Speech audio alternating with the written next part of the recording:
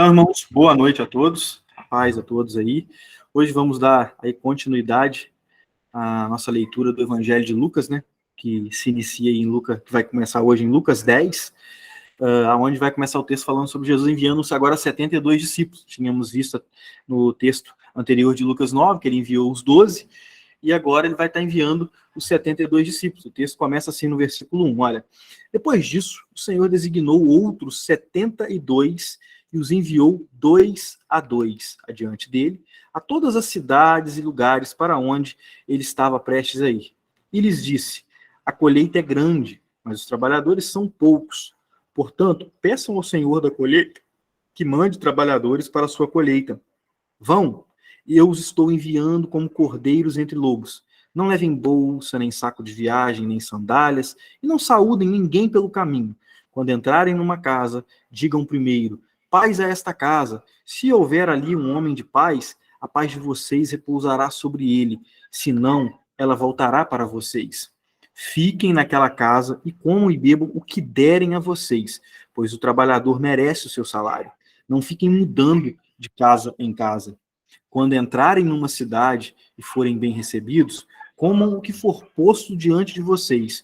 Curem os doentes que ali houver e digam-lhes, o reino de Deus está próximo de vocês. Mas quando entrarem numa cidade e não forem bem recebidos, saiam por suas ruas e digam, até o pó da sua cidade, que se apegou aos nossos pés, sacudimos contra vocês. Fiquem certos disto, o reino de Deus está próximo. Eu digo, naquele dia haverá mais tolerância para Sodoma do que para aquela cidade. Ai de você, Corazim! Ai de você, Betsaida! Porque se os milagres que foram realizados entre vocês o fossem em Tiro e Sidom, há muito tempo eles teriam se arrependido, vestido roupas de saco e cobrindo-se de cinzas. Mas no juízo haverá menos rigor para Tiro e Sidom do que para vocês. E você, Cafarnaum, será elevado até o céu? Não, você descerá até o Hades. Aquele que dá ouvidos a vocês está me dando ouvidos. Aquele que os rejeita está me rejeitando. Mas aquele que me rejeita está rejeitando aquele que me enviou. 72 voltaram alegres e disseram, Senhor, até os demônios se submetem a nós em teu nome. E ele respondeu, eu vi Satanás caindo do céu como um relâmpago e dei a vocês a autoridade para pisarem sobre cobras e escorpiões e sobre todo o poder do inimigo. Nada lhes fará dano. Contudo, alegrem-se, não porque os espíritos se submetem a vocês, mas porque seus nomes estão escritos nos céus. Naquela hora, Jesus, exultando no Espírito Santo, disse, eu te louvo, Pai, Senhor do céu e da terra, porque escondestes essas coisas dos sábios e cultos e as revelastes aos pequeninos. Sim, Pai, pois assim foi do teu agrado. Todas as coisas me foram entregues por meu Pai. Ninguém sabe quem é o Filho a não ser o Pai, e ninguém sabe quem é o Pai a não ser o Filho, e aqueles a quem o Filho o quiser revelar. Então, ele se voltou para os seus discípulos e lhes disse em particular, felizes são os olhos que veem o que vocês veem, pois eu digo que muitos profetas e reis desejaram ver o que vocês estão vendo, mas não viram, e ouvir o que vocês estão ouvindo, mas não ouviram. Amém? Esse texto aqui, agora, como já pode ver, né? Jesus agora manda os discípulos, mais 72 discípulos na frente dele, e o texto mostra que vai enviando, né, de 2 em 2, e Jesus nessa caminhada, né, que ele manda os discípulos, Jesus começa dando para eles algumas formas de como eles vão seguir adiante, ai meu Deus, a palavra sumiu aqui da minha boca, alguns direcionamentos, entendeu? Primeiro Jesus falando que a colheita é muito grande, mas poucos são os trabalhadores para a colheita, no caso aqui a gente sabe que está enviando os discípulos para anunciar, né, o reino, e Jesus manda, a primeira coisa que Jesus manda é que eles orem pedindo que mandem mais trabalhadores, e depois Jesus começa dando essas diretrizes, e ele vai falando para eles, olha, primeiro ele avisa que, estou enviando vocês como cordeiros entre lobos. Essa é uma das primeiras a primeira fala que Jesus aqui vai dizer para eles aqui. A gente sabe qual que é a analogia de cordeiros entre lobo. O lobo está ali para poder tragar, para poder pegar, para poder devorar o cordeiro, se não tiver se o Senhor, né, que é Jesus, olha que interessante, se o Senhor que cuida das ovelhas, ele não tiver ali dentro desse rebanho, cuidando desse rebanho, obviamente que o lobo vai conseguir pegar. Entendeu? Se o pastor, se esse bom pastor ali não estiver, o lobo. Então aqui já é uma coisa importante. Não adianta ir para a caminhada, ir para esta seara, se assim por dizer, para essa colheita da qual Jesus está propondo, se não foi o Senhor quem mandou. Se o Senhor não estiver como cabeça. E aqui a gente pode trazer isso até para o sentido da igreja em si. Se o Senhor não é o cabeça, se Cristo não é o cabeça da igreja. Entendeu? Então, esse é o primeiro ponto aqui importantíssimo que a gente pode destacar aqui. O Senhor tem que estar como este cabeça, como quem manda, como quem é o cabeça dessa missão, dessa seara. Então, ele fala assim, estou enviando como cordeiro entre os lobos. E aí ele começa a sua diretriz, olha, não levem bolsa, nem saco de viagem, nem sandálias, e não saúdem ninguém pelo caminho. Interessante isso daqui pode parecer um pouco assim estranho, né, irmãos? Imagina, Jesus, né, dentro dessa ideia do que está sendo proposto aqui, Jesus falando, olha, vocês vão sair, não leva bolsa nenhuma, tá? Não precisa se preocupar com comida, nem saco, nem sandália, nada. Do jeito que vocês estão, vocês vão. Hoje em dia isso é muito difícil. A gente pensar sobre isso hoje, vou sair daqui agora, da porta da minha casa, e vou né, anunciar o reino de Deus, mas eu não vou levar nada, eu não vou estar com dinheiro no bolso, eu não vou estar aqui com uma segurança, nada, entendeu? Isso é difícil. Hoje a gente vê irmãos que se submetem a Cristo dessa forma, e por isso que eu estou falando que a gente tem que fazer esse jogo todo inverso. Se Cristo não é a cabeça, obviamente que nós vamos sempre procurar os nossos próprios recursos, as nossas próprias obras. E nesse caminho de discipulado do Senhor, nesse caminho de discípulo do Senhor, dessa obra do Senhor, dessa seara, ao qual, novamente, tem que dizer, não vai fazer sentido nenhum se Cristo não for quem está te dizendo isso. Se Cristo não está sendo o seu cabeça. Porque senão a provisão não vai ter. Você vai se esforçar com o seu próprio braço, com o seu próprio suor, e talvez você não esteja na colheita do Senhor, se aventurando, vou usar essa expressão, não é ela que eu quisesse usar ela, mas se aventurando nessa colheita do Senhor, por assim dizer. Então, por que eu estou dizendo isso? Porque é o Senhor quem vai prover. É Ele quem prover de verdade para os seus. Isso é muito difícil para nós. Essa medida de fé, de sair sem se preocupar, sem presunção, sem confiar nas nossas próprias presunções, nos nossos próprios recursos, isso é muito difícil. Caminhar assim com o Senhor, andar assim com o Senhor nessa provisão, é difícil para mim, pode ser difícil para você que está estudando, para você que está escutando, mas, irmãos, essa que é a medida que o Senhor deseja que nós alcancemos. Essa é a medida de fé, a medida de comunhão, possamos confiar nele, para que ele, de fato, seja o nosso cabeça. Acho que tem algum microfone aberto aí, gente. Tá? Para que ele seja esse... Peraí, o irmão Alex falou aqui. Tá. Uhum. Para que ele seja esse nosso cabeça. E, enfim, aí ele começa falando, né, quando entrarem numa casa, digam primeiro, né, paz a esta casa, se houver ali um homem de paz, a paz de vocês repousará sobre ele, senão ela voltará para vocês, fiquem naquela casa, não comam e bebam o que derem a vocês, pois o trabalhador merece o seu salário, não fiquem mudando de casa em casa, quando entrarem em uma cidade e forem bem recebidos, comam o que for posto diante de vocês, cure os doentes, se ele houver, e digam-lhes que o reino de Deus está próximo. Mas quando entrarem na cidade e não forem recebidos, saiam por suas ruas e digam, até o pó da sua cidade que se apegou em nossos pés, sacudimos contra vocês. Fiquem certos disso, o reino de Deus está próximo. Eu digo, naquele dia haverá mais tolerância para Sodoma do que para aquela cidade. E aí Jesus começa, ai de você, Corazim, ai de você, Betsaida. Porque se os milagres que foram realizados entre vocês fossem em Tiro e Sidom, há muito tempo eles teriam se arrependido, vestido roupas de saco e cobrindo-se de cinzas. Se eu não me engano, gente, Tiro e Sidom são cidades gentias. Eu acho que não são cidades, se eu estiver errado, não são cidades judaicas, né, dos judeus ali, do povo escolhido. E o povo escolhido de Deus, né, que já tinha ali a lei, que tinham todos os preceitos do Senhor, tinham os profetas, né, a lei e os profetas, que anunciaram sobre esse Messias, que esse Messias viria, que o Cristo viria, e não creram, e viram tudo que a lei apontava, os profetas anunciaram, a lei e os profetas anunciaram a respeito, e não creram. E aí Jesus faz aqui, olha, se o que tivesse acontecido, que vocês tivessem visto, tivessem sido anunciado aos gentios, né, assim por dizer, eles assim o teriam crido. E vocês não creram.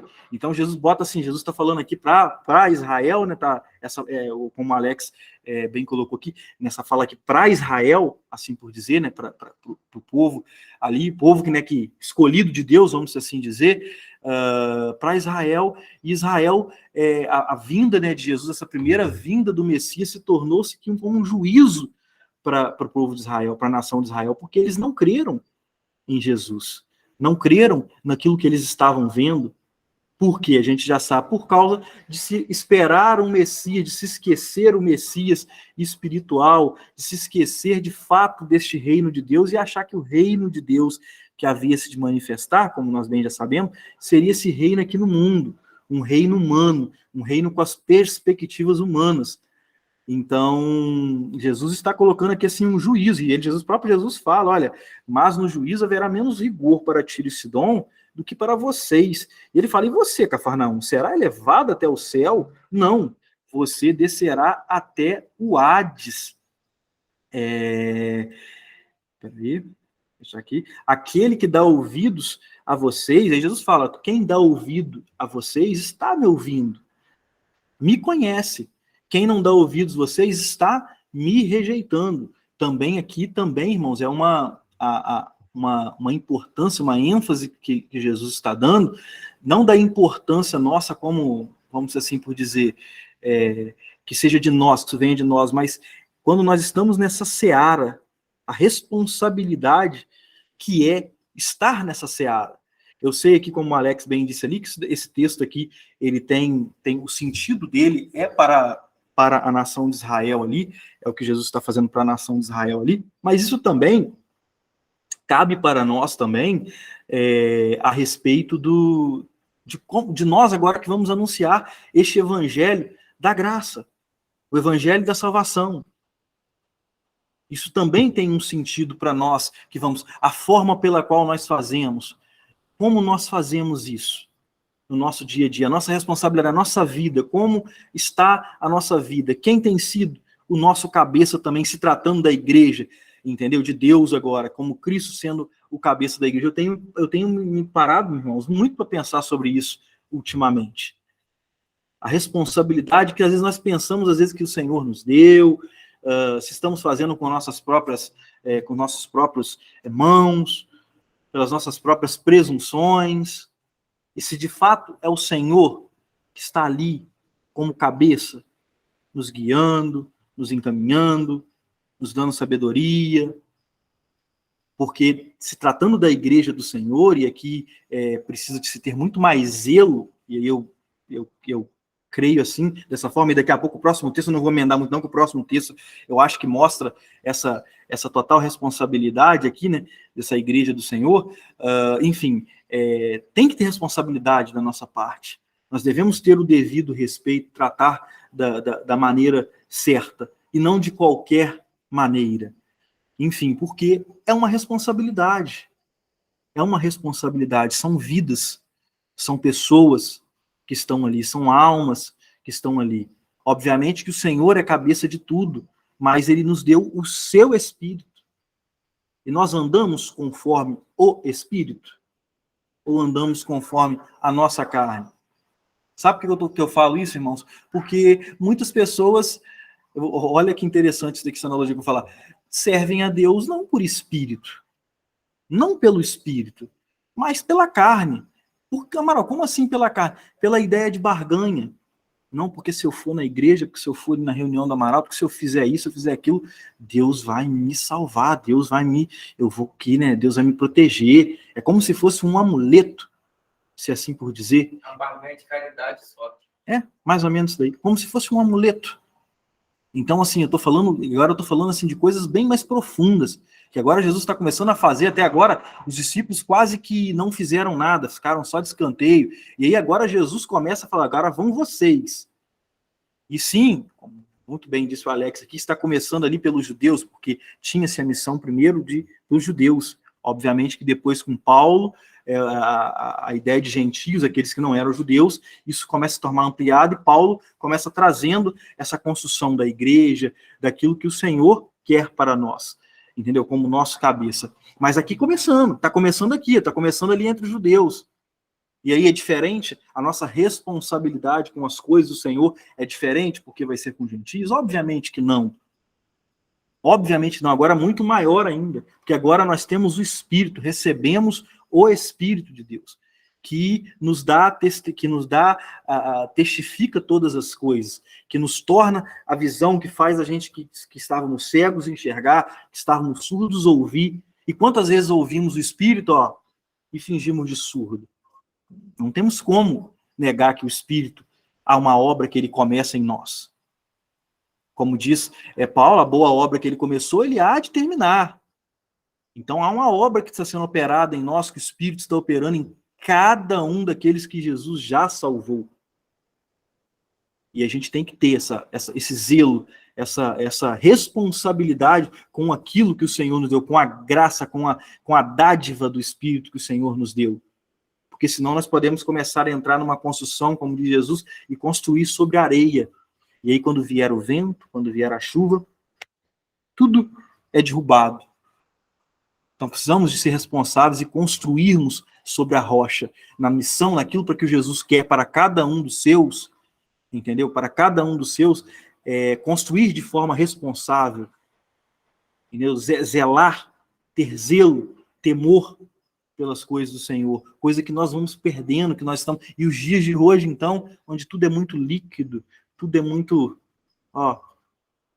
aí que perdemos mesmo, porque temos influência, somos bombardeados a todo momento, são as redes, são a televisão, é o trabalho, a forma de pensar e de agir do mundo, está tudo muito rápido, é tantas vozes na nossa cabeça, são tantas coisas na nossa cabeça, a tecnologia, ao passo que nos ajudou, olha que estamos aqui conectados, né, nos permite estarmos aqui falando do Senhor, mas daqui a pouco a gente sai daqui, 1 milhão de estímulos, e aí, para ir com muita franqueza, irmão, para desconstruir aquilo que o Senhor quer para nós.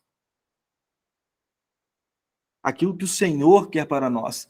É interessante ver aqui na minha mente, aqui até agora, daqui a pouco, quando a gente sair daqui, a gente vai estar conectado a várias coisas, né, que vão tentar, mas o Senhor nos deu o seu Espírito, olha, o próprio Espírito dele, dentro de nós, para que nós pudéssemos ter uma conexão 1000G, nem 3G, não, 1000G, com o Espírito dele.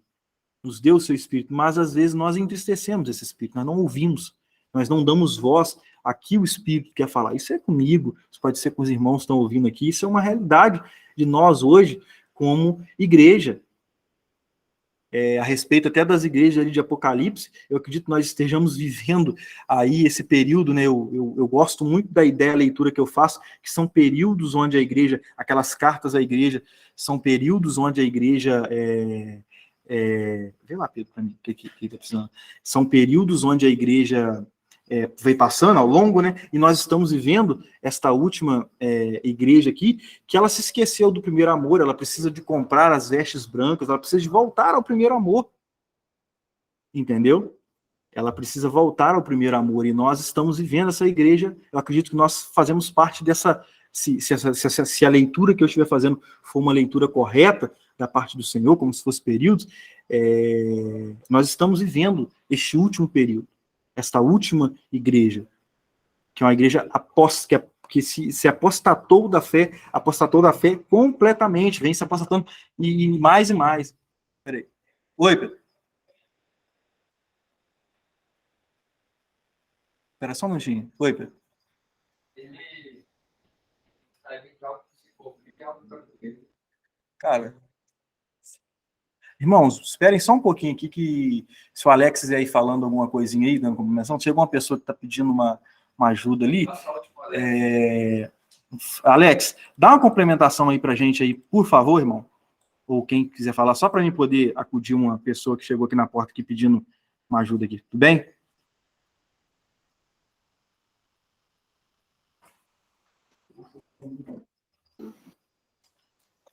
Olá, irmãos. Boa noite a todos. Dentro dessa abordagem que o irmão está trazendo, eu vou ficar naquilo que me é próprio, né? Que é as cartas à igreja. Laodiceia seria o período no qual nós estamos inseridos agora, que começou aproximadamente no século III, onde Satanás ele inicia a criação da cópia e do cristianismo, ou da grande casa, relatada em Timóteo, capítulo de número 2, aonde nós saímos da comunhão coletiva com o nosso Senhor Jesus, sendo ele o cabeça da igreja, e isso vinha acompanhado de sinais, milagres, ressurreição de mortos, os quais nós vimos aqui nessa passagem que o irmão Amaral trouxe referente aos 70 enviados pelo próprio Senhor Jesus. E o Senhor Jesus testificou, ou seja, testemunhou, comprovou, provou e aprovou a sua palavra através aí dos seus apóstolos. Essa comunhão com o Senhor Jesus continuou após a sua ascensão, quando ele subiu aos céus e derramou sobre nós o seu Espírito Santo.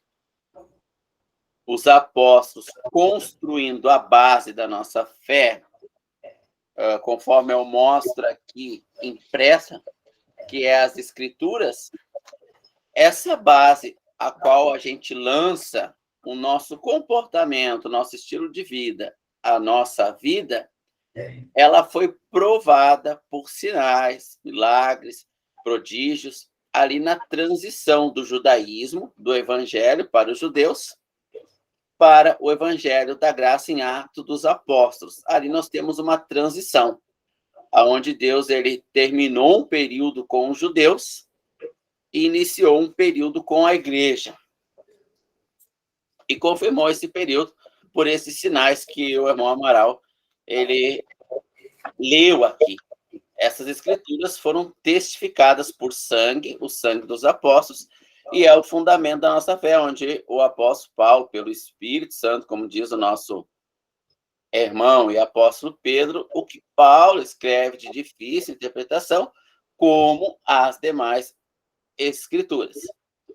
Ali foi alicerçado a nossa fé para com o nosso Senhor Jesus. Dado aí os primeiros anos da igreja, Satanás criou a grande casa relatada em Atos que o irmão mencionara há pouco, antes do intervalo que ele trouxe aqui para que eu desse essa continuada. Essa casa, essa grande casa que nós temos hoje, está dentro desse período profético, que é a igreja de Laodiceia. E antecede um pouco aí a vinda do nosso Senhor Jesus, o anticristo, o milênio, é o período que nós vivemos hoje, da grande casa, relatada aí no livro de 2 Timóteo. Show. Obrigado, Alex. Posso continuar aqui? Terminou, irmão? Sim. Fechou, obrigado. Vou continuar aqui. Então, gente, vamos continuar, só para finalizar aqui também, e Jesus falando, né, orando, né, ao Pai ali, uma coisa interessante ali que Jesus, né, traz, e eu sempre falo, eu nunca vi essa expressão, né, nos evangelhos, que Jesus exultou no Espírito Santo, né, quando ele viu, assim, vi Satanás caindo do céu, como eu disse para vocês, essa responsabilidade da qual nós temos, né, nessa seara. E aí, né, Jesus ainda fala que, olha, fiquem felizes não porque vocês, os demônios submeteram a vocês essa ideia de poder, né? Mas sim porque agora os nomes estão sendo escritos no livro, né? No livro da vida, os nomes de vocês estão sendo... isso deveria nos bastar, somente isso, que nós pudéssemos nos alegrar apenas porque almas estão sendo salvas, pessoas estão se convertendo a Jesus, estão crendo em Jesus, estão caminhando isso, trazendo para a igreja hoje. Esse deve ser o nosso motivo de alegria no espírito. Não porque um milagre que eu fiz, olha, porque eu fiz um milagre, porque o demônio submeteu, não. Não é por isso, não se alegre, mas porque nomes estão sendo escritos no livro da vida. Estava até comentando, né, com o irmão Alex esses dias aqui, né, a respeito, ele citando as pessoas, né, que um amigo dele que disse que morreu, né, que faleceu numa situação complexa, né, não estou citando o nome, né, Alex, então tranquilo, mas o Alex compartilhando isso aí comigo aqui, a gente vai pensar, pô, será que ele morreu crendo no Senhor? Tendo Jesus ali como centro da sua vida, e isso entristece a gente um pouco. Por que eu estou falando que entristece a gente um pouco? Porque a gente não sabe, as pessoas que a gente ama, ao menos a gente deveria, né, se entristecer, que hoje que a gente está tão, como é que eu posso dizer, está tão endurecido, o nosso coração tem sido tão endurecido, que às vezes a gente não consegue nem se compadecer pelo nosso familiar, no caso assim, orando, que ainda não crê no Senhor Jesus, que ainda não tem Jesus como Salvador, entendeu? E a gente estava ali pensando ali, e aí, obviamente, que a gente começou a pensar em outras pessoas que ainda estão vivos, né? O Alex citou uma pessoa, e eu também, ali na minha cabeça, também outras pessoas. Falei assim, gente, será que esse irmão, esse familiar, esse amigo, for para morrer sem ter conhecido o Senhor? Sem de fato, gente, quando eu estou falando de conhecer ao Senhor, assim, eu não estou falando de uma regra, porque foi lá e alguém falou e levantou uma mão, não, a gente não está falando disso, a gente está falando realmente de pessoas que a vida, pelo menos eu estou dizendo, de pessoas que a vida não estão diante do Senhor, não há nenhum zelo de nada, nem de um Cristo como Salvador, ele não tem nem, não estou falando que o irmão não esteja numa comunhão tão aprofundada, mas o irmão não crê mesmo, aquela pessoa, ela não crê mesmo, ela não confessa Jesus mesmo na vida dela. Ela não tem Jesus para ela, como qualquer outro nesse mundo. Não existe nem essa ideia salvífica, nem essa ideia de olhar para o Senhor e falar assim, olha, você não fez nada. Eu sou pecador, não existiu nunca nele, nunca existiu pela consciência dessa pessoa, como foi na cruz, né? Eu estou aqui porque eu mereço, de reconhecer o quão pecador e reconhecer a santidade do Cristo, que nenhuma culpa há no Messias. Entendeu? Estou falando de pessoas desse ponto. Tem claro, nós temos irmãos, temos pessoas que já creram no Senhor, e de fato, eu acredito sim, porque creram, estão salvos no Senhor, mas existe também a comunhão. Existe aqui, mas eu não vou entrar nesse assunto, porque não é esse o assunto que a gente vai trazer aqui agora. Mas, enfim, falando aqui disso aqui, olha em que Jesus se exultou no Espírito aqui, porque nomes estavam começando sendo escritos no livro. Porque muitos estavam crendo, começando a crer, muitos começaram a enxergar, a ouvir o que aqueles ali estavam no Senhor. E isso é maravilhoso, essa tem que ser a nossa alegria. A nossa alegria, tanto, né, aqui nesse texto tem o seu contexto, mas também para a igreja do Senhor. Olha quantas pessoas, aquele lá, olha, era ímpio, estava no mundo, não cria em Jesus, agora crê em Jesus, olha a vida dele, começando amanhã, ele está caminhando, olha a caminhadazinha dele com Jesus, começando. Isso é maravilhoso, é por isso que nós devemos nos alegrar no Senhor. Essa deve ser o principal motivo de exultar no Espírito Santo. Ah, não, me exultei no Espírito Santo porque agora eu tenho carro.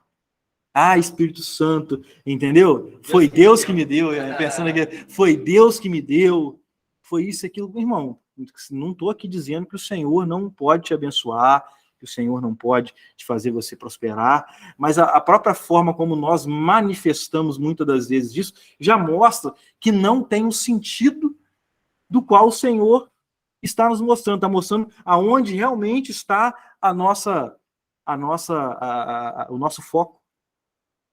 Então, o foco aqui, Jesus está nos ensinando, mostrando uma coisa, dentro dessa caminhada, dentro da seara, onde poucos são os trabalhadores, e poucos mesmo, irmãos, poucos, muito poucos.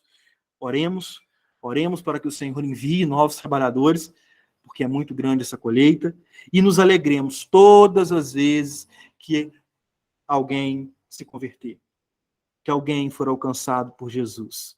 Como a gente dizia, quando na época uma parte que eu gostava muito, eu preciso confessar isso para os irmãos, quando eu estava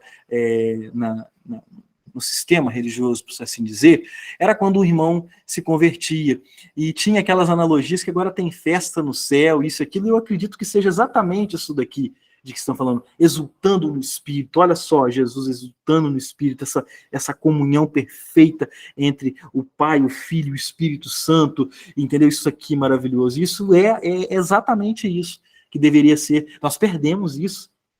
Eu acredito que tenhamos perdido isso, que a cristandade hoje, assim por dizer, perdemos isso. Essa alegria de ver um irmão se convertendo, voltando para a casa do Pai, fazendo essa analogia do filho pródigo. Somos igual aquele outro que está lá na casa do Pai, resmungão, não se alegra mais, porque o outro irmão voltou, mais um está ali junto de novo. Mas enfim, então Jesus finaliza: felizes são os que veem o que vocês veem. E o que Jesus está falando aqui? Olha, de gente se convertendo. Olha só, muitos profetas desejariam ver isso. Gente, lembrando, presta atenção, que os profetas eram homens levantados por Deus para falar para o seu povo. E que povo de coração duro! Olha quantos profetas Deus levantou ao longo disso, dos que estão ali narrados biblicamente ali. Quantos outros profetas do Senhor que não ganharam a história ali na Bíblia, no papel, que o Senhor deve ter levantado para o seu povo, e o povo sempre de coração duro, o povo não se arrependia, o povo não convertia, o povo era entregue para outros reis, e o povo de Israel sempre escravizado. E aí, olha que interessante aqui o que Jesus está falando. Quantos, gente, olha só, quantos profetas, quantos reis desejaram ver isso? Gente ouvindo o que eu estou mandando no meu nome e se convertendo e mudando seus caminhos. Desejaram ter visto isso. E isso assim, maravilhoso da parte do Senhor. Que nós possamos recuperar isso em nosso olhar. Recuperar isso em nosso olhar. Show? A parábola do bom samaritano agora, para a gente continuar, versículo 25. Certa ocasião, um perito na lei levantou-se para pôr Jesus à prova e lhe perguntou: Mestre, o que preciso fazer para herdar a vida eterna? Jesus perguntou: o que está escrito na lei? Como que você a lê? A pergunta de Jesus é interessante, gente. Como você a lê? E ele respondeu, o mestre da lei: ame o Senhor, o seu Deus, de todo o seu coração, de toda a sua alma, de todas as suas forças e de todo o seu entendimento. E ame o seu próximo como a si mesmo. Disse Jesus, respondeu corretamente. Aí Jesus fala: faça isso e viverá. Olha que maravilha, magnífico. Vou terminar de ler o texto todo, depois eu venho fazendo as pontuações. Faça isso e viverá. Mas ele, querendo justificar-se, perguntou a Jesus: quem é o meu próximo? Em resposta, disse Jesus: um homem descia de Jerusalém para Jericó quando caiu na mão de assaltantes. Esses lhe tiraram as roupas, espancaram-no e se foram, deixando-o quase morto. Aconteceu de estar descendo pela mesma estrada um sacerdote. Quando viu o homem, passou pelo outro lado. E assim também um levita, quando chegou ao lugar e o viu, passou pelo outro lado. Mas um samaritano, estando de viagem, chegou onde se encontrava o homem, e quando viu, teve piedade dele. Aproximou-se e enfaixou-lhes as feridas, derramando nelas vinho e óleo. Depois colocou-o sobre o seu próprio animal e levou-o para uma hospedaria e cuidou dele. No dia seguinte, deu 2 denários ao hospedeiro e lhe disse: cuide dele. Quando eu voltar, pagarei todas as despesas que você tiver. Qual destes 3 você acha que foi o próximo do homem que lhe caiu na mão dos assaltantes? Aquele que teve misericórdia dele, respondeu o perito na lei. Jesus lhe disse: vá e faça o mesmo. Irmãos, esse texto aqui também é um texto, assim, um dos textos assim mais ricos das falas de Jesus, pelo menos para mim. Eu gosto muito, e hoje eu tive hoje lendo ele novamente, né, com a mente que eu tenho hoje, o Senhor me trouxe mais um insight para mim. Falou ao meu coração, eu acredito que isso tenha a ver comigo, mas eu vou compartilhar com os irmãos. Mas começando aqui, olha, começa assim, ó, quando Jesus pergunta, né, para esse perito na lei, Jesus pergunta: como que você lê ela? Ele fala: ame a Deus sobre todas as coisas e ao teu próximo como a ti mesmo. Como o próprio Jesus fez a síntese da lei, ele falou assim, Jesus fala para ele: olha, respondeu, olha, você leu corretamente, você está certíssimo. Aí Jesus, né, fala uma coisa para ele: olha, faça isso e viverá. Mas, né, agora esse mestre da lei, querendo, né, se justificar, perguntou a Jesus: e quem é o meu próximo? Porque Jesus vai num ponto. Uma coisa é a gente saber na ideia. Uma coisa é a gente saber tudo de cor e salteado a respeito das coisas de Deus. Como a gente bem disse, né, aqui já há muito tempo, Satanás, quando tentou Jesus na própria palavra. Mas Satanás não tem um espírito. E somente o Espírito Santo de Deus, aqueles que têm o Espírito, que vão se submeter a Cristo, que é o cabeça. E se submetendo a Cristo, obviamente, vão praticar as obras das quais Cristo nos ensinou, da qual Cristo deseja que nós façamos, por meio do seu Espírito, porque por meio da carne, nenhum ser humano vai praticar as obras das quais Deus quer de nós, Deus espera de nós.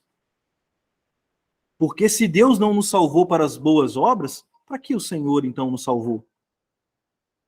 Eu creio, sim, que o Senhor está nos salvando, o seu povo, para as boas obras, para nós que, enquanto vida estivermos, né, enquanto ainda estamos vivendo, como salvos estamos vivendo, para testemunhar, para praticarmos boas obras. Porque senão, qual sentido faz Cristo? Morreu para quê?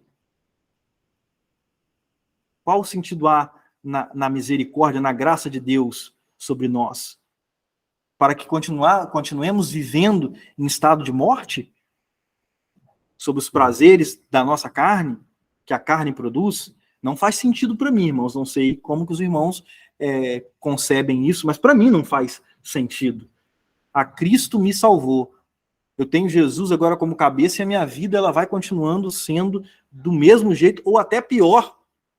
Não faz sentido para mim. E logo eu posso me questionar, ou questionar o que Cristo te salvou de fato? Porque ele nos chamou para as boas obras. Mas enfim, esse irmão aqui era um irmão que conhecia e fazia um resumo da forma como ele lia a lei perfeita, ao ponto de Jesus elogiar. Mas Jesus falou assim, Jesus vira e fala assim, uma frase: faça isso e viverá. Você vai ter a vida eterna. Só você fazer isso. E eu acredito aqui que às vezes isso daqui vai tocar em muitos pontos nossos, falando aqui de pessoas que já creem no Senhor, muitos pontos, às vezes nós temos o discurso perfeito, nós temos a fala perfeita, fazemos a síntese perfeitamente, toda alinhada com o Senhor no para lá, mas na prática não temos. Aí queremos nos justificar, começamos a fazer perguntas, entendeu? Para nos justificar. E aí Jesus, eu sempre disse isso daqui, né? Em outras vezes que eu já tive oportunidade de falar sobre esse texto, Jesus vai contar, gente, uma historinha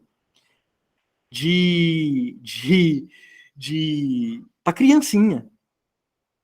Se você pegar uma história dessa que Jesus vai contar aqui agora e contar ela para qualquer infantil, escola de criança infantil, qualquer criança vai saber dar a resposta certa. Quem dos 3 fez o correto?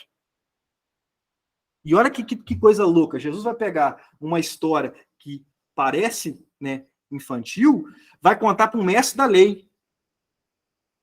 E aí Jesus começa, né, falando a história dele. Olha, tinha um homem caído, né, porque tinha sido espancado por bandidos, e aí veio o sacerdote. Olha que interessante, o que era a analogia, né, do sacerdote, fazendo a analogia daqueles tempos ali.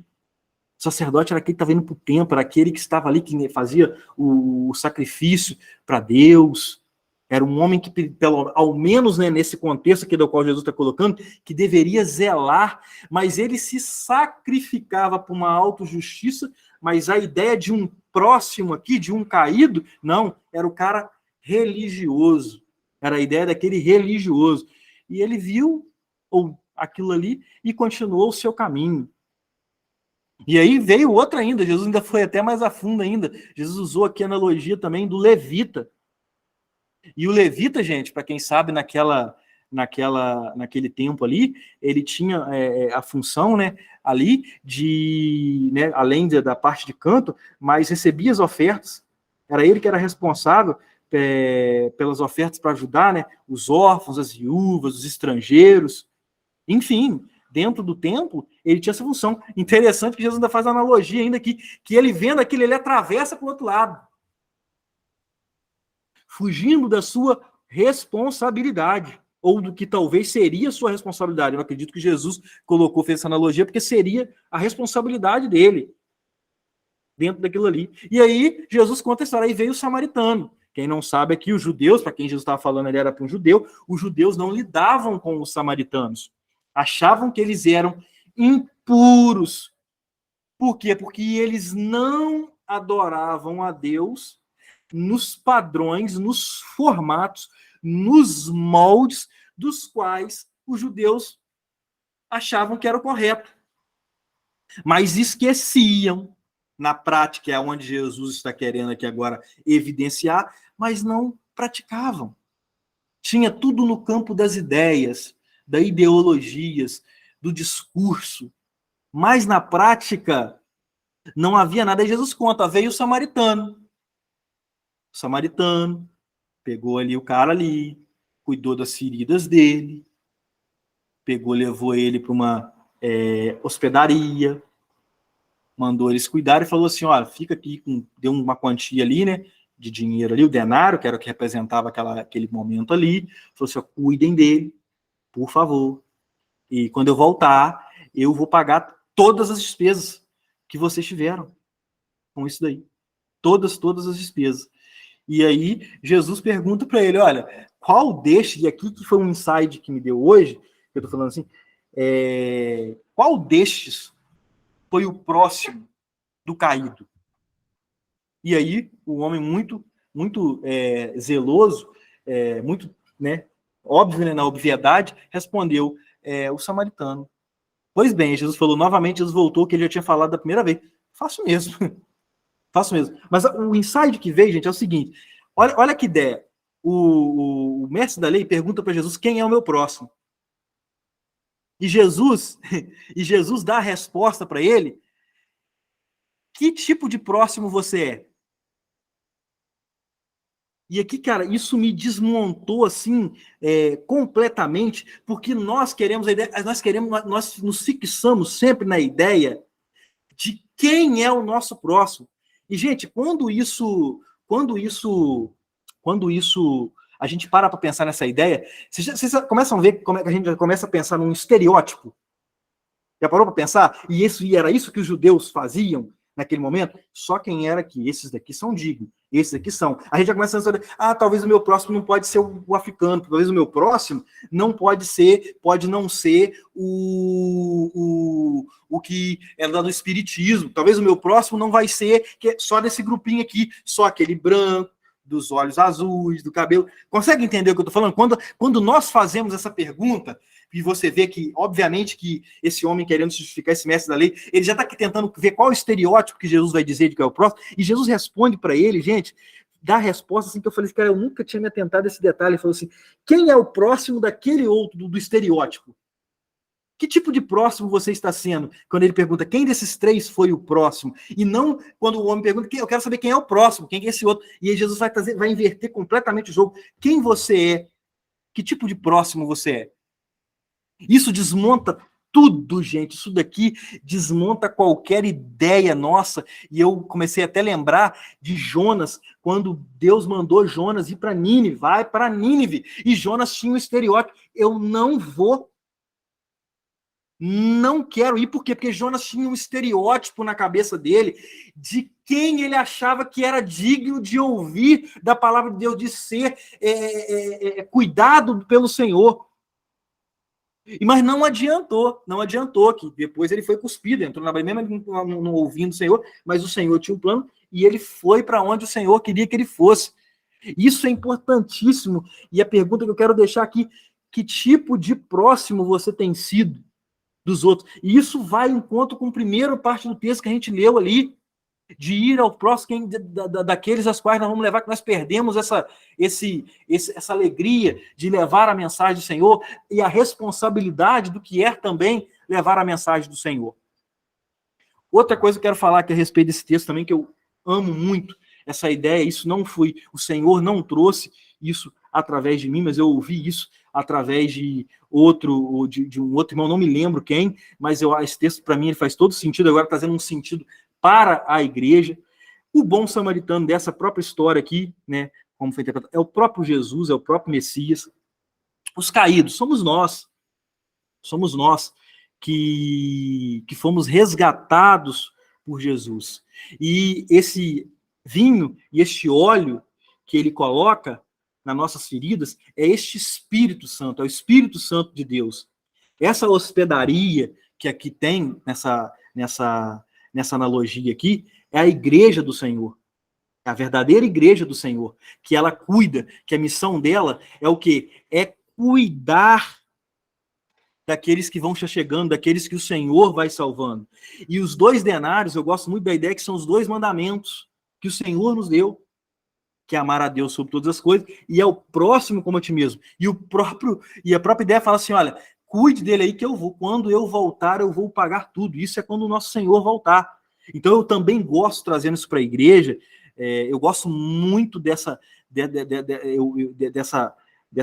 leitura, que eu já ouvi, já não me lembro de quem, mas que para mim ela faz todo sentido, porque o Jesus está falando de si mesmo, que não faz essa acepção de pessoas, que qualquer um que esteja ali diante dele, caído, está ali para ser salvo, porque Deus amou o mundo, e amou em Cristo Jesus de tal maneira que deu o seu Filho. E nós não podemos perder isso. E aqui, novamente, tem essa importância de que tipo de próximo nós estamos sendo. E não quem é o meu próximo. Que próximo eu sou? Essa é a pergunta que Jesus, pelo menos para mim, está deixando, porque eu começo a fazer essa ideia de quem é o meu próximo, eu começo a criar estereótipos na minha mente. E, obviamente, irmão, nós vamos fazer acepção de pessoas. Vamos sim, nós vamos olhar e vamos falar assim, esse daqui não. Não tem jeito não. Aquele ali não tem jeito não, aquele parente meu não tem não. Mas tem a ver com que tipo de próximo que eu sou. Qual é o meu olhar? Será que eu sou como sacerdote? Será que eu sou como levita? Que só passo ali, finge que não vejo, tem tantos caídos ao nosso redor. E nós não temos coragem mais de ali fazer o nosso papel. Por isso que eu falo que esse segundo texto, ele é bem conecto com o primeiro, ele está completamente conectado com o primeiro. Claro que nós devemos ler pelo Espírito, lendo por uma simples leitura, nós não vamos conseguir fazer essa conexão.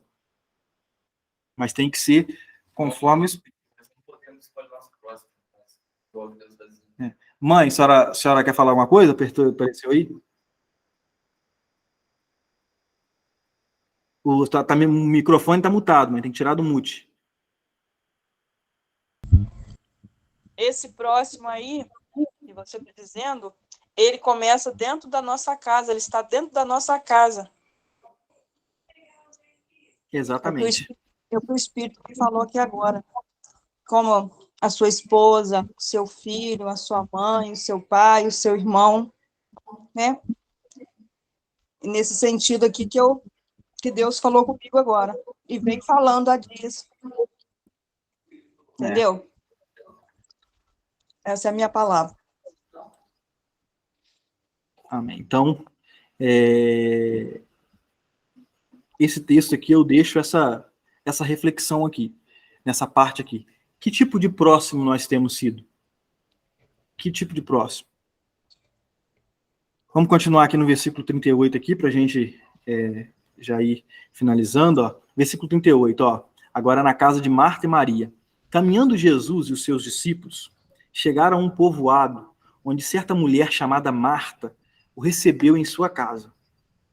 Maria, sua irmã, ficou sentada aos pés do Senhor, ouvindo a sua palavra. Marta, porém, estava ocupada com muito serviço. E, aproximando-se dele, perguntou: Senhor, não te importas que minha irmã tenha me deixado sozinha com o serviço? Dize-lhe que me ajude. Respondeu o Senhor: Marta, Marta, você está preocupada e inquieta com muitas coisas. Todavia, apenas uma é necessária. Maria escolheu a boa parte, e esta não lhe será tirada. Irmãos, aqui é um texto também muito interessante, e onde aqui Jesus vai chegar na casa, né, das duas irmãs ali. Uma vai ter comunhão com o Senhor, vai ficar aos pés do Senhor. E outra está preocupada com os afazeres, sei lá, o que é os afazeres de uma casa, entendeu? Fazendo essa analogia primeiramente aqui pensando sobre a casa, limpar a casa, lavar as vasilhas, cuidar de tudo, não, porque o Senhor chegou, né? A visita chegou e tal, dentro da nossa casa, arrumar tudinho. E a minha irmã, quando a visita chega, a minha irmã não quer me ajudar. E ela pergunta, às vezes, não está te incomodando isto, não? Isto não te incomoda?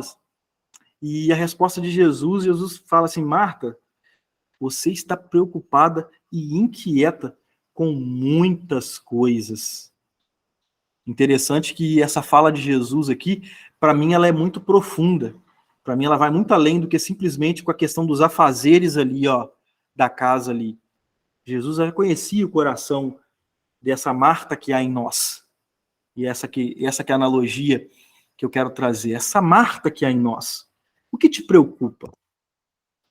O Senhor estando na tua casa, e aqui eu vou fazer essa analogia com o Espírito de Deus, que é o próprio Espírito Santo de Deus ali, dentro da tua casa, do teu coração. Por que você anda inquieto e preocupado?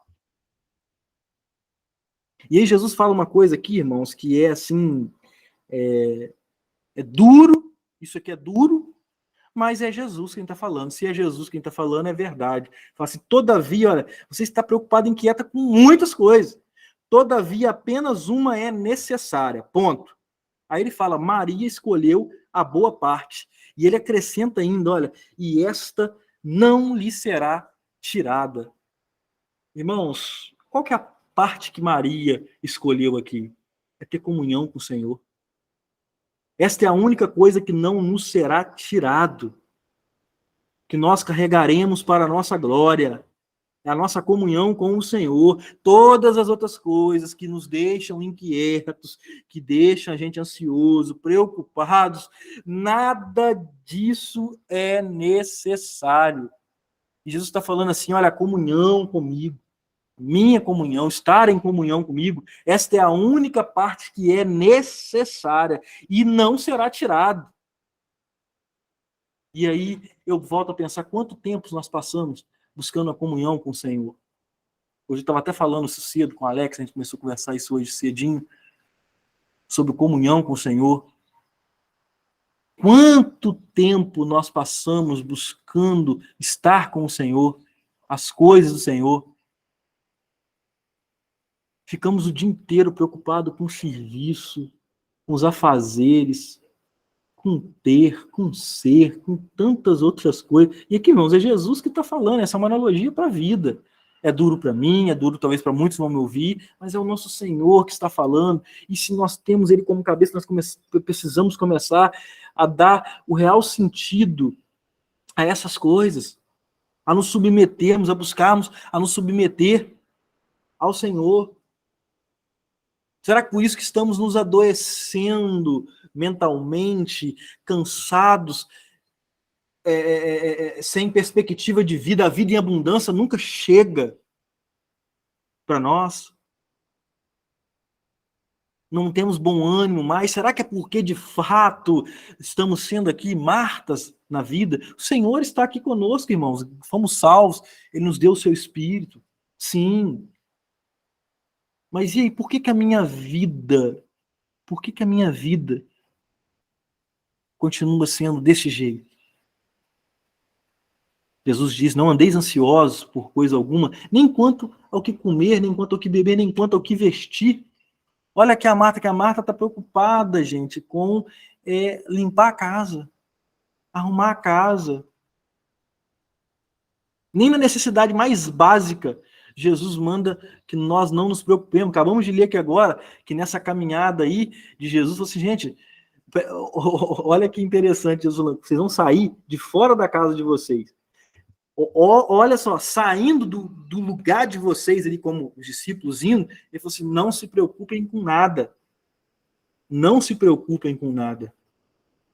Que eu vou dar a provisão. Deus vai prover para vocês. Olha o irmão Paulo, apóstolo Paulo. Olha apóstolo Paulo. Apóstolo Paulo, ele tinha um comportamento de não gostar de que os irmãos, ser pesado para os irmãos. E ele mesmo dizendo, mesmo eu tendo direito na função que eu estou. Vê se Paulo morreu de fome. Eu não lembro de nenhum apóstolo morreu de fome. Não morreu porque estava sem roupa. Morreu de sede. Não conheço nenhum. Se eu tiver pelo menos na história, até tudo que eu li, não conheço nenhum que morreu de fome, que morreu de sede, que morreu porque caiu de roupa. Se eu estiver enganado. Morreram por causa do Senhor. Por causa do meu nome, vocês serão perseguidos, caluniados, espancados, mortos. Morreram por causa dessas questões. Agora, por causa dessas coisas, olha como que às vezes a nossa medida de fé e comunhão com o Senhor ela é pequena. Nós não cremos que o Senhor pode suprir nem nas nossas necessidades básicas. Quanto mais, se não cremos dessa forma, quanto mais nas coisas que o Senhor de fato são as que importam. Que são a comunhão. E a comunhão tem a ver com a igreja, com os santos, com tantas outras coisas que eu não vou me adentrar aqui agora. Não saímos ainda deste leitezinho materno, se tratando deste assunto, tá, irmão? Deste leite materno. Ficamos ainda na nossa carne. Minha carne, eu quero isso, minha carne quer aquilo, quer ter, quer ser, quero comer, quero beber, quero vestir, quero comer esse, quero comer aquilo, quero comer melhor, quero isso. Não estou falando, irmão, que tem problema se você quiser isso, não. Estou falando a ênfase pela qual nós damos, a confiança na qual nós depositamos isso, tá, irmão? Estou aqui falando que você não possa. Não é isso. Só que a ênfase que nós demos a isso, e quando nós pensamos sobre a ideia de talvez não termos isso, o que isso faz na nossa cabeça? O que isso faz na nossa mente? O que isso produz em nós? É disso que eu estou falando. É disso que eu estou falando. Problema nenhum se você tem o dinheiro, quer comer algo bom, quer fazer. Não, nenhum problema quanto a isso de você fazer. O negócio é a sua ideia de quando você pensa que essas coisas podem lhe faltar, quando você tem esse pensamento, ele é cometido, de você tentar buscar, ficar doido. Eu tenho que me preocupo, tem que fazer, tem que acontecer, porque senão não vai ter comida para Jesus comer. Senão a Maria não come, senão quem as visita não come. Tem que estar... Meu irmão, não é disso que o Senhor está falando, não é isso que importa para o Senhor. O que importa é a nossa comunhão com Ele. É buscar ter comunhão com Ele. E eu confesso para os irmãos que eu tenho pensado muito sobre isso a respeito da minha comunhão com o Senhor. Eu não estou em comunhão o quanto eu acredito que eu deveria estar com o Senhor, abrindo aqui o meu coração para os irmãos, entendeu? Não estou na medida da qual eu acredito que o Senhor espera da gente. Até disse hoje para o Alex, o Alex perguntou a pergunta assim, mas que medida é essa? Como é essa? A gente falando sobre isso. Uma coisa é certa, que precisamos ter comunhão com o Senhor. Agora, a forma como tudo acontece para que nós estejamos em comunhão com o Senhor, o meio, uma coisa é certa, comunhão com o Senhor. Como isso vai acontecendo com cada um pela qual Cristo vai salvou, isso é diferente. Estou falando de mim, por isso que eu não estou botando a minha régua, a minha medida para os irmãos. Cada um, isso aí tem que ser pessoal para cada irmão. Cada irmão tem que olhar para dentro de si, tem que analisar, olhar para o coração, ver os seus pensamentos e chegar a essa conclusão. Por isso que eu estou fazendo, não estou pegando uma coisa que é para mim, estou falando para mim. Eu tenho chegado à conclusão que eu preciso de buscar ter mais comunhão com o Senhor. de ler mais a palavra, de orar mais. Entendeu? Às vezes nós nos reunimos, nós estamos ali, né, aglomerados, a gente já não fala mais do Senhor, os assuntos são sempre paralelos. Por quê? Porque os irmãos não sentem, às vezes, mais prazer nas coisas do Senhor, é falar das coisas, é falar da Copa, é falar da política, é falar de qualquer outro assunto, é uma fofoca, seja lá o que for, de qualquer outra coisa, menos das coisas do Senhor, do que importa, que é ter comunhão. É o que Jesus está falando aqui, está preocupado com tantas outras coisas, mas as coisas do Senhor não. Confesso para os irmãos que eu tenho pensado sobre isso, sobre muito disso, e talvez, né, usando a analogia, eu entre talvez num ano sabático, se assim por dizer, tenho orado ao Senhor, para o Senhor falar isso no coração, um ano sabático, que é um ano de descanso para mim, buscar ao Senhor, para buscar mais comunhão ao Senhor, para depois voltar, para estar caminhando com os irmãos, para estar ajudando os irmãos, porque primeiro olhar um pouco para mim, para o que está acontecendo ao meu redor, o que está acontecendo dentro de mim, através de mim, enfim, e assim por dizer. Mas é isso, irmãos, para a gente poder, assim, finalizar aqui, o que importa é comunhão com o Senhor. Isso que importa. De nada da sua vida, se você foi salvo, nada mais é importante, a não ser ter comunhão com Jesus. E você tem o Espírito. É só o Espírito que pode testificar disso. O que eu estou falando aqui, para mim, os irmãos estão ouvindo, mas cada um, conforme Jesus sendo cabeça, cada um reflita. Quem vai me ouvir, se vai me ouvir, aqueles que o Senhor quiser alcançar através dessa palavra aqui, reflita sobre a sua vida de comunhão com o Senhor. Pense sobre isso. O que, na verdade, no final, o que importa é só isso. Só isso. O que importa é a salvação, estar salvo no Senhor, como ali Jesus mesmo disse anteriormente. Alegrem-se, porque nomes estão sendo escritos. E isso aqui, e comunhão. Para isso que Jesus nos salvou. Para termos comunhão. Cada um faça conforme o Espírito vai falando ao coração. Mais alguém quer falar alguma coisa? Eu vou encerrar por aqui hoje. Gente, já falei tudo que o Senhor queria falar através de mim, e falou para mim também, ao longo do dia. Enfim, se ninguém quiser falar nada, vamos orar e vamos encerrar por aqui.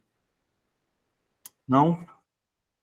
Bom, Alex, pode orar por gente ali, por favor? Para a gente encerrar? Pai, te agradecemos por esse momento que o Senhor tão misericordiosamente nos permite ter, já que muitos irmãos são proibidos de mencionar o teu santo nome, mencionar qualquer ordem de culto, de comunhão, alguns presos, outros expulsos de suas casas. Ajuda-nos a não cair nas distrações, que são tantas, não são apenas aquelas que Marta e Maria estavam inseridos. O nosso contexto hoje é maior, com mais distrações. A Torre de Babel está mais alta e muitos estão mais longe de ti, sem comunhão com o Senhor. Ajuda-nos a estreitarmos mais os nossos laços contigo. Te agradecemos por esse momento, guarda a nossa semana, nos dirija para que possamos te ver diante de nós em tudo o que formos fazer nessa semana, ou nos dias em que o Senhor nos permitir viver. Te damos graças em nome do Senhor Jesus. Amém. Amém. Meus irmãos, boa noite a todos. Hoje foi mais rápido, mas é o que o Senhor quis trazer, e a gente fica por aqui. Que Deus abençoe a todos. Ótima semana para todos, tá? Fiquem na paz. Tchau, Bento. Tchau, mãe. Falou, Alex, Daiane. Um abraço para vocês aí, meus queridos. Boa noite a todos. Boa noite. Boa noite. Deixa eu encerrar aqui a opção. Nossa.